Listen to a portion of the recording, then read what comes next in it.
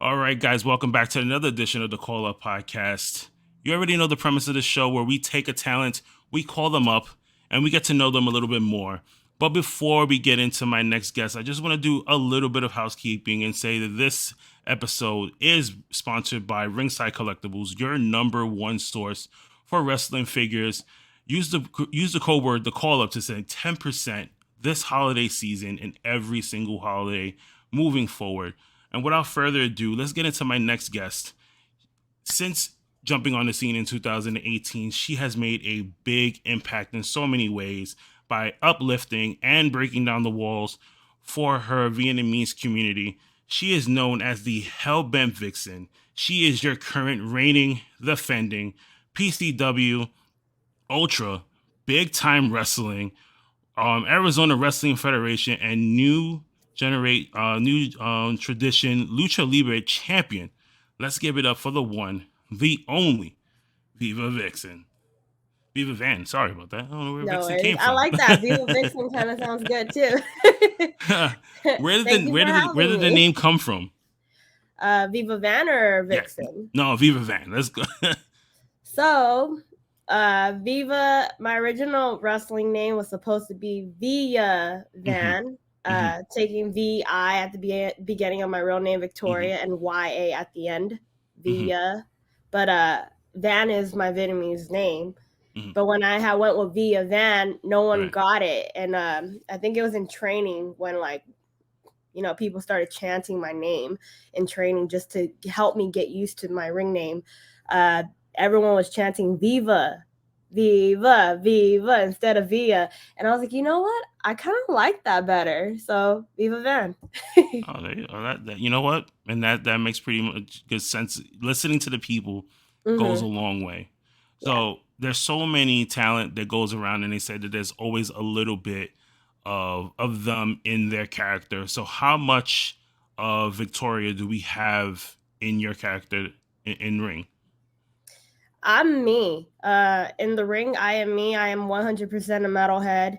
Uh, I'm just amplified times 10. Okay.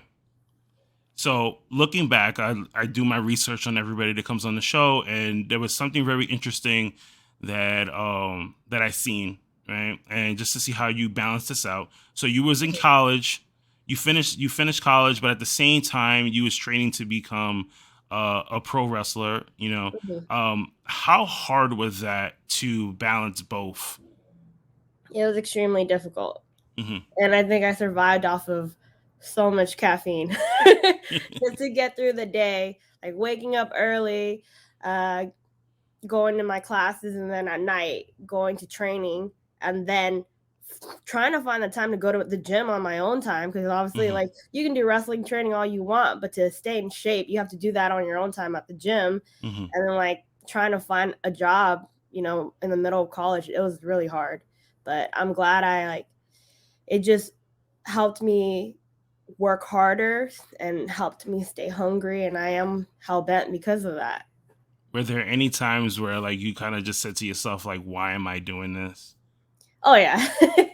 But then I'm quickly reminded by, this is my dream, this is what I wanted. Hmm. Because it wasn't until college was when I started wrestling training, right? Because Hmm. I just knew that, like, I'm not meant for a regular life.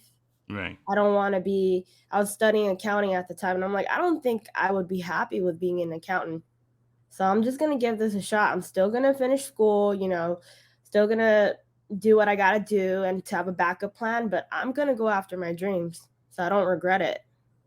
I love the fact that your brother was like fully behind and backing you in this. And he was the only person in your family that knew that you were doing this. And then finally, like your parents found out about it because he spilled the beans. Yeah. And then I know, like, take me back to that time when it was just like, okay, like mom and dad know I have to sit down with them and tell them now and tell them, like, hey, like, this Hmm. is my dream. Like, this is what I want to do. So my mom and dad, they're not together. So, Mm-hmm. but my mom has always known. I've always been very open with her about Mm-hmm. everything that I go after, and she's so supportive. But she's like, just finish school, do whatever Mm-hmm. you want. Just Right. promise me one thing: just finish school, have a backup plan, and you can do whatever you want.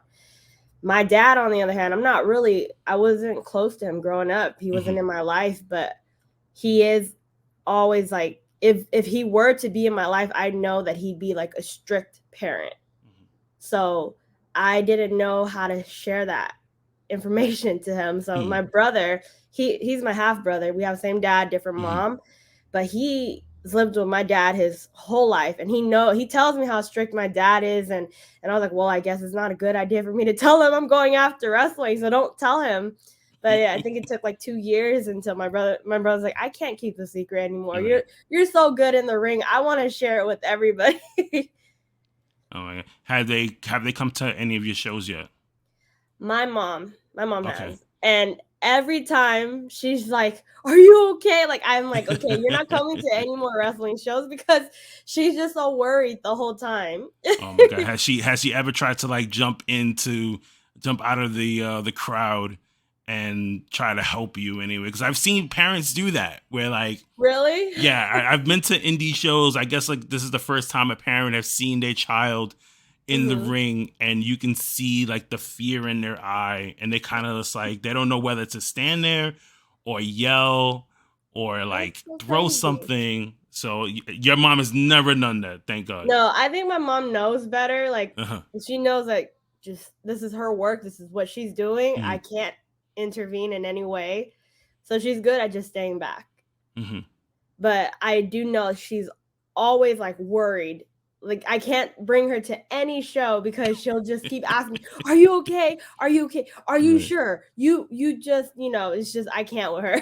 Like that looked like it hurt really I bad can't if you even come off the watch top rope or I something. can't even watch my matches in front of her because she'll just keep like checking my head, like, "Are you okay?" Like, "Mom, leave me alone. I'm fine."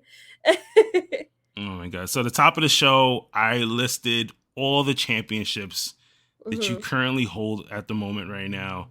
You're like the belt collector right now. Can't even call you, two straps or anything else, those gimmicky names that people are using nowadays. I can pretty much just call you the belt collector because you have like 4 titles right now. Right? You are right now on a rise in the wrestling business. So how does that feel to just your stock is just going up? It feels really good. It feels like all the hard work from when I was in college and going to wrestling training at the same time, like, this is what I've worked for, and I'm finally seeing like the benefits of it. And I'm very happy. And this is just the beginning. That's what I keep telling myself. Like, we got to stay hungry. Yeah, like, this is where we wanted to be like a few years ago. If you were to tell me 4 years ago that this is where I would be, I would probably laugh. Like, are you sure? Because I was Right. so new at the time. But now, looking back, like, everything that I did, everything that I went through in wrestling has led me up to this very moment, and I'm very happy about it. I'm very blessed, and I'm just gonna keep continuing to grind from here on out. Yeah, because you have guest spots like everywhere. I've seen you in AEW. I've seen you in Impact Wrestling. So like when you get these calls from these like big major companies, like how nerve wracking is that? Like I know for me, like when I'm doing like these interviews, especially when I was getting ready to do an interview with you, I was just like researching everything, going in my mind. I literally was like doing the interview like if you was still here. So like, do you do the same thing where you're like, okay, I have to do AEW Dark. I don't know who I'm wrestling today, but I'm really hoping that this happens and that happens. So when I get called for these big opportunities, of course, everyone's nervous, right? I'm nervous even for any wrestling match I have. It just means that I care so much about it.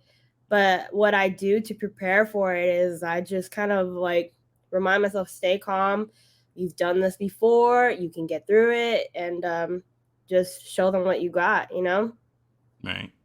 So you've been in the ring with a load of stars so far, from Thunder Rosa to Eddie Kingston to um, other Impact, stars. Is there anybody in the male genre of wrestling that you want to face in an intergender match? I can't think of on the top of my head, but yes, there are a few that I would like to do intergender wrestling with. Because I seen that you had a little interaction with Sammy Callahan. So do you want to get any revenge on Sammy down the line? I'm down for it, of Or course. Homicide. I seen them. They took advantage of it. It was just like, what's going Yes, on here? yes, I would love to. I would love to do it again. And I've Get known my that revenge. I'm and, better now. and, I and was new at the time, and they took advantage of me now. right. And you said in the past that you wanted to face Thunder Rosa again. So is that Mhm. one of your goals for 2022? Is to meet up with Thunder Rosa one more time in the ring and show her what you got? Yes, I was very new when I had worked her, Hmm. and I feel like I'm a completely different wrestler now than I was Hmm. then, and I think me now we can definitely go at it and have a great match. What kind of match are we gonna go? Are we gonna see between you two? Oof, I think I think it's gonna be a good one. She's a hard hitter, so am I now. Like it's just we both know what we want when we're in the ring, so we're all in it to win, and I think that will put on a good show.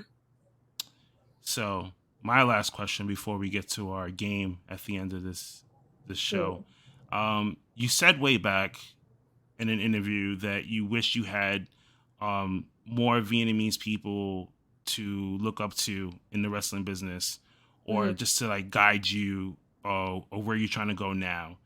But being that you are the first Vietnamese American talent in professional wrestling, um, do you feel like you're that role model to continue to inspire other talent from your community?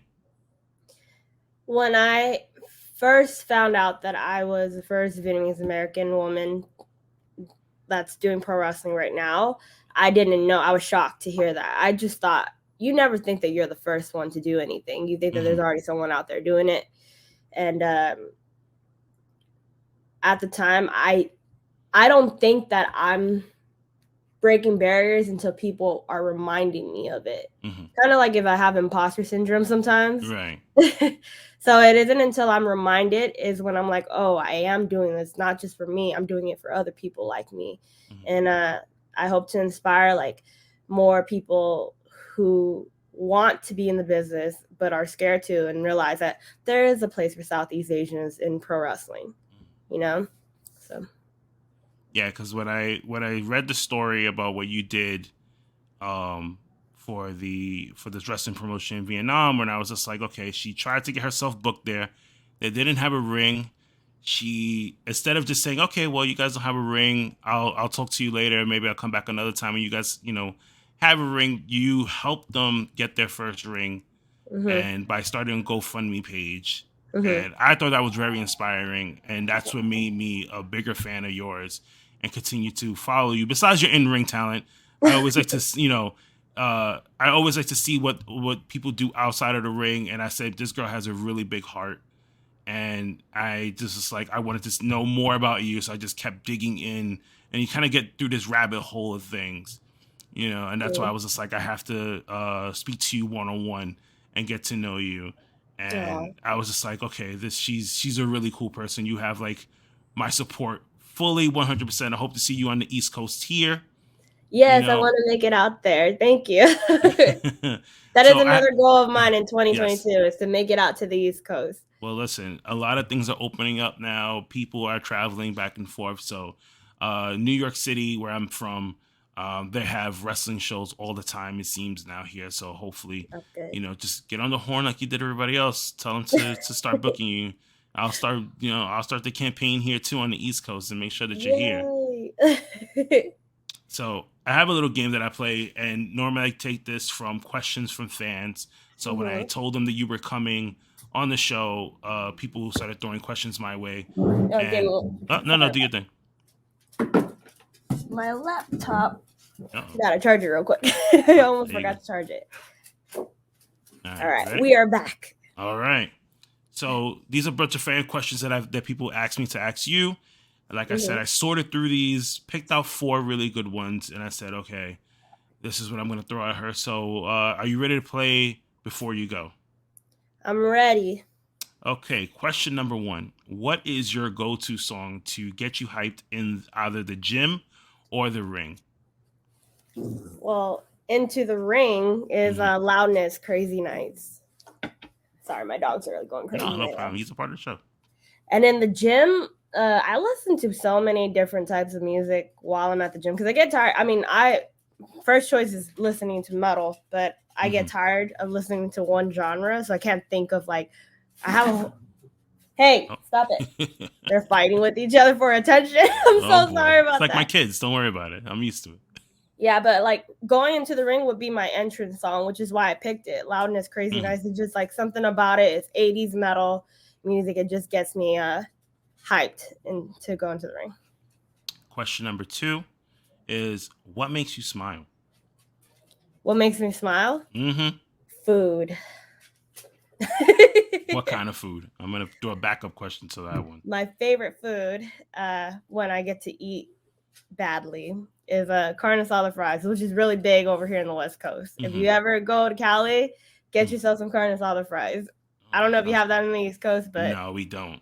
It's definitely a thing out here. And my brother is from the East Coast, so whenever he comes over here, I take him. He's obsessed with it.